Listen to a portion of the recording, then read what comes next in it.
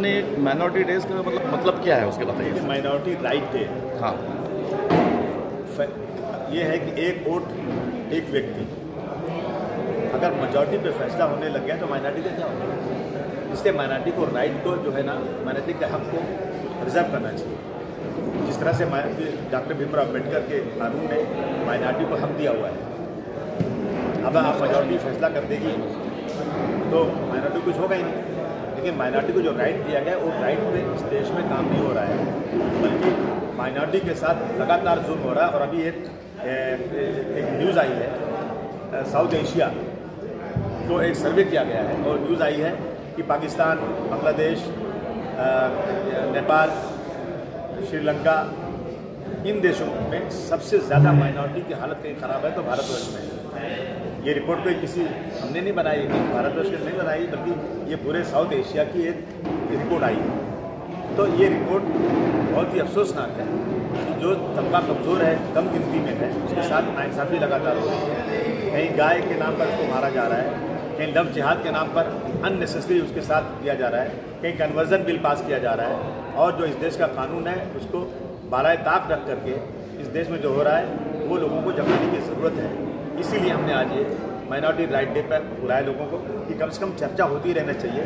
और जो जुल्म ज्यादती हो रही है मीडिया के माध्यम से सरकारों को जानना चाहिए, लोगों को जानना चाहिए कि इस देश में कानून की धज्जियाँ कैसे उड़ रही हैं। इसके लिए किसको जिम्मेदार कराया? जिम्मेदार तो वही लोग हैं जो जिम्मेदारी की कुर्सी पर बैठे हुए हैं। क्योंकि जो कुर्सी बैठे हैं जब से कम 2014 से मोदी जी बैठे हुए हैं और बहुत बड़े बड़े भाषण करते हैं, गला फाड़ फाड़ के बहुत चिल्लाते हैं, तो कम से कम उनको नजर नहीं आता क्या? और मैं समझता हूँ कि कोई जिम्मेदारी पूरी उनकी वजह से जब से उनकी सरकार आई है माइनॉरिटी के साथ जुल्म ज्यादती बढ़ती जा रही है। माइनॉरिटी काफ़ी जो है पोस्ट है वो खाली पड़ी है आज तक नहीं। माइनॉरिटी को पोस्ट माइनॉरिटी को जो पोस्ट पे देंगे वो भी सब चपरासी लोग रहते हैं बेचारे, उनको कोई हक ही नहीं है। जैसे मौलाना आज़ाद माइनॉरिटी इसका है, माइनॉरिटी कमीशन है, मौलाना आज़ाद माइनॉरिटी है, वो उसमें अब तक किसी को दिया नहीं है क्या? ये सब चीज़ें दिया नहीं और देंगे तो भी उस पर अमल नहीं होगा। जो फंड उसमें देते हैं वो फंड भी वापस चला जाता है, उसमें यूज़ नहीं होता है। देखिए हज कमेटी को पैसे मिलते थे वो सब खत्म कर दिए गए। माइनॉरिटी का राइट हमेशा खत्म हो रहा है और जो उस कुर्सी पे बिठाया जाता है ना वो बेचारा लीडर नहीं बनता, बेचारा चपरासी बन जाता है। सरकारें उसको हक देती नहीं काम करने का। सर आपने अभी कहा कि माइनॉरिटीज़ के फैसले नहीं हो रहे हैं, मेजोरिटी भी हो रहे हैं, तो क्या फैसले मेजोरिटी को छोड़कर संविधान पे नहीं होनी चाहिए? नहीं, माइनॉरिटी के लिए अलग रिजर्व होना चाहिए सीटें। सर जब संविधान की हम बात करते हैं, संविधान सबके लिए एक है, संविधान तो में फिर क्लास बना अलग क्यों हुआ होना है? चाहिए? संविधान में क्लास बना हुआ है कि जिसकी जितनी तादाद है उसको उतनी मिलना चाहिए, नौकरी मिलना चाहिए। जवाहरलाल नेहरू भी अफसोस कर रहे थे उस जमाने में। सर ये नहीं होना चाहिए कि जो जितना काबिल है उसको उतनी नौकरी मिलनी चाहिए?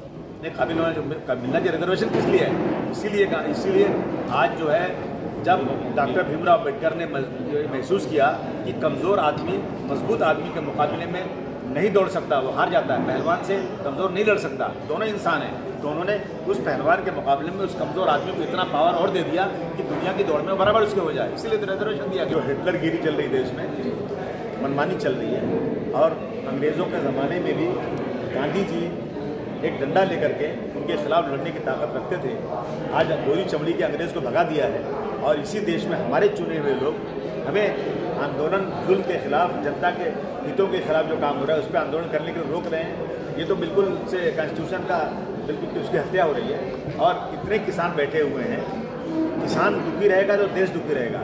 बड़े बड़े आलीशान बंगलों में रहने वाले, चाहे रिलायंस के मालिक हों या कोई बड़ा आदमी हो, उसे नहीं मालूम किसान कितने दुख से राशन बनाता है, खेती करता है। बरसात में बेचारा बरसात में खड़ा रहता है, देखता है आसमान की तरफ कि बारिश हो जाए तो मैं किसान खेती कर सकूं। और वही खेत से पैदा किया वो गल्ला थोड़ा सा अपने बच्चों के लिए बचा के बड़े बड़े बिलों में भेजता है। अगर भेजेगा नहीं तो मर जाएंगे, ये दाना नहीं मिलेगा। और इसी किसान को आज जो है इतना तकलीफ उठानी पड़ रही है। फीस माफ करने को तैयार नहीं, चाहे वो प्राइवेट वाले हो। बीएमसी में तो नहीं दिया जाता, लेकिन प्राइवेट वाले बिल्कुल एक पैसा उसमें छूट नहीं दे रहे हैं, जिसकी वजह से पेरेंट्स इस कदर परेशान हैं और उसके ऊपर ऑनलाइन पढ़ाई दे रहे हैं। आप बताइए कि जो खाने से मोहताज है वो इंटरनेट का पैसे कैसे लाएंगे? जिनके पास एक घर में छोटा सा मोबाइल है वो 2-4 मोबाइल कैसे अरेंज करेंगे? ऐसे मोदी जी ने अभी एक वैक्सीन आई है, कम से कम इन सारी बातों को ध्यान में रखते हुए अगर थोड़ी सी भी शर्म और थोड़ी सी भी दया हमारे देशवासियों पे आती है तो कोरोना का जो वैक्सीन है फुल फ्री होना चाहिए। फ्री ऑफ कॉस्ट हर किसी के लिए, चाहे वो कोई भी हो, चाहे वो बीजेपी का हो, सेना का हो या इंसान हो, और उसको एक फ्री वैक्सीनेशन देना चाहिए सरकार की तरफ से। मैडम, जो सच्चर कमेटी की तरफ से जो बातें मोदी जी के सामने रखी जाती है उनको नजरअंदाज किया जाता है, तो क्या आपको लगता है कि इनडायरेक्टली मोदी जी मुस्लिम कौम को खोखला बनाने की कोशिश कर रहे हैं? देखिए, मोदी जी तो खुले दुश्मन है, सभी को पता है माइनॉरिटीज का, लेकिन इससे पहले भी जो सरकारें रही मेरी उससे भी बहुत हमारी शिकायतें हैं, क्योंकि कई मुस्लिम चेहरे माइनॉरिटीज के मिनिस्टर बनने के बावजूद भी 5% का रिजर्वेशन एजुकेशन में नहीं दिला पाए थे। तो ये बहुत ही शर्म की बात है उन लोगों के लिए जो मिनिस्टर्स थे, 10-10 साल मिनिस्टर होने के बावजूद अगर 5% का हक हमारे लोगों को अगर वो नहीं दिला सके तो क्या फायदा। सिर्फ बड़े बड़े नेताओं के तलवे चाटने से नेतागिरी नहीं होगी, अगर आखिरत का भी थोड़ा सा इनको खौफ होना चाहिए, मरना भी है कि नहीं। जिस पर्पज से लोग इनको चुन के देते हैं उसका थोड़ा सा तो इनके अंदर वो होना चाहिए कि हमें गरीबों का काम करना है। लेकिन हम लोग देख रहे हैं कि सिर्फ और सिर्फ बड़े बड़े पॉलिटिशियनों के तलवे चाटना और बड़े पद लेना और पैसे कमाना, सिर्फ इनका मिशन ये है। और जब जब आपको ऐसा लगे कि इस आदमी का मिशन ये है, चाहे वो कितनी भी बड़ी कुर्सी पे बैठा हो, उसको उतार फेंकने का काम हम देशवासियों को करना चाहिए। देखिए, फास्ट ट्रैक हम लोग काफी टाइम से सुन रहे हैं, लेकिन ऐसा फास्ट ट्रैक कभी दिखा नहीं। फॉरेन कंट्रीज में आप देखेंगे तो फांसी की सीधा मौत है। हम लोग यहाँ पे बोलते हैं कि मौत की सजा हम नहीं दे सकते, ये कानून में नहीं है, लेकिन एक को न देने से उसकी हिम्मत कई लोगों की बढ़ती चली जा रही है। एक को फांसी मिली तो सारा क्राइम अपने आप से रुक जाएगा। एक सरकार एक हिम्मत तो करे। एक आप देखिए कि हमारे मुस्लिम लोगों में आप देखेंगे जो हमारे कुरान शरीफ के हिसाब से इस्लाम में अगर आप देखेंगे तो डायरेक्ट चोरी करते तो हाथ कट सीधा पता है, और अगर रेप किया तो गर्दन कट। आप देखिए, आप फॉरेन कंट्री में जाइए, सऊदी होने दो, उसमें आप जाके आप देखेंगे कि जो ज्वेलरी की दुकान होती है, गोल्ड की ज्वेलरी की दुकान, जैसे ही अजान होती है पूरी ज्वेलरी की दुकान के गेट दरवाजे खुले होते हैं और वो नमाज के लिए चले जाते हैं। ना कोई वॉचमैन होता है ना कुछ होता है, लेकिन मजाल है कि कोई चोर वहां पे जाके चोरी कर ले, क्योंकि उसके कानून का डर है वहां पर। वैसा ही कुछ डर यहाँ पे बनाना पड़ेगा।